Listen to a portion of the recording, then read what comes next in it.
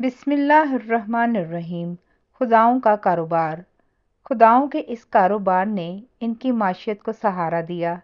کاروبار کیسا بھی ہو، نفع تو حاصل ہوتا ہے، مگر جب خداؤں کے اوپر ہر استھان پہ ایک ایک پروہت بیٹھ گیا تو پھر ان پروہتوں نے باقی سب لوگوں کو یرغمال بنا لیا، نئی نئی کہانیاں بنا کر رائج کر دیں۔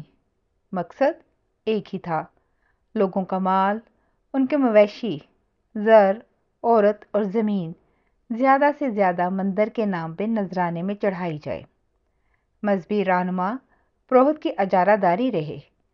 لوگ دور دراز کے ملکوں کا سفر کر کے ریشم، مسالے، سونا اور چاندی لاتے۔ پروہت مندر کی دہلیز پہ بیٹھا بیٹھا اپنے تیروں کی الٹ پلٹ سے ان سب سے زیادہ حصہ سمیٹ لیتا۔ ہولے ہولے عجیب عجیب سی رسمیں اس معاشرے میں جڑ پکڑ گئیں۔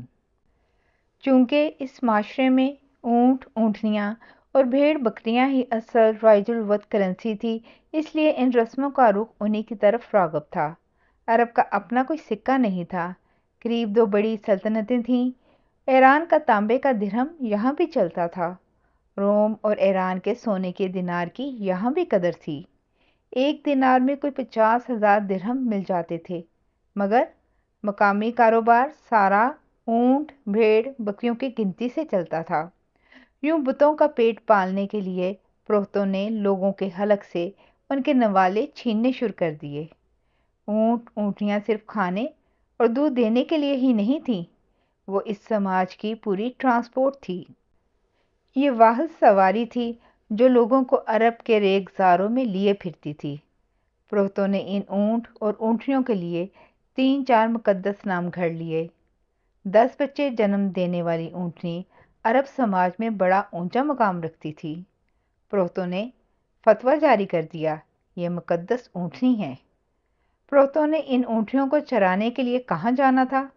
وہ تو سارا دن مندر کی دکان پر بیٹھا کرتے تھے، اس لیے انہوں نے یہ قانون بھی بنا دیا کہ یہ مقدس اونٹنی جہاں چاہے پھرے، چرے، کوئی اسے منع نہیں کر سکتا۔ انہوں نے ایسی اونٹنی کا خاص نام بھی رکھ دیا، بحیرہ۔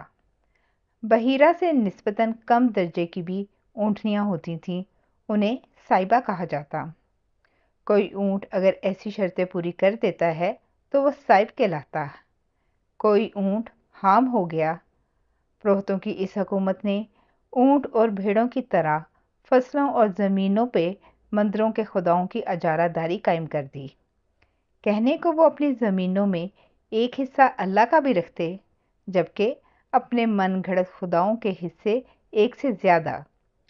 یہی نہیں، ہولے ہولے مندروں کے ان بتکدوں میں عجیب و غریب رسمیں ادا کی جاتیں۔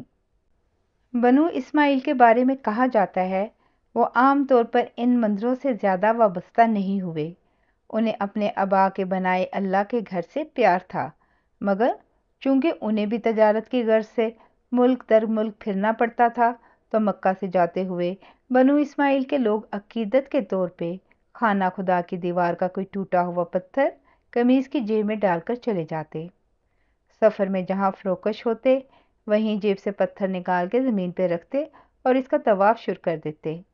دھیرے دھیرے یہ امتیاز بھی ختم ہو گیا۔ جہاں کوئی خوش شکل پتھر نظر آیا اس پہ گھومنے لگے۔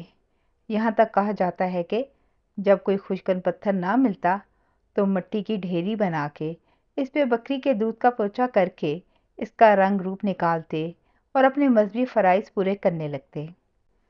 ہولے ہولے دین ابراہیم سوائے چند ایک لوگوں کی زندگی سے نکل گیا۔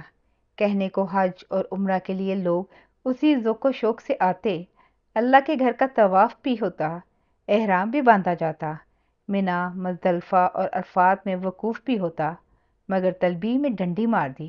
پہلے تو کہا جاتا تھا لبیک اللہم لبیک لا شریک لک لبیک، حاضر ہوں اے اللہ، میں حاضر ہوں، تیرا کوئی شریک نہیں۔ اب کہنے لگے لبیک اللہم لا شریک لک لبیک الا شریکا ہوا لکا تملکہ و مالک، حاضر ہوں اے اللہ، حاضر ہوں، تیرا کوئی شریک نہیں سوائے اس شریک کے جس کا تو مالک ہے اور اس کے ملک کا بھی۔ بس اس بظاہر اس چھوٹے سے اللہ سوائے کہہ کے حاضری کی ساری پوترتا کو پلید کر دیا۔ یہ سارے نقص بنو خزاعہ کے اسی سردار عمرو بن لہی کے دور میں پیدا ہوئے اور اس وقت کے ساتھ ان میں اور کراوٹ آتی گئی۔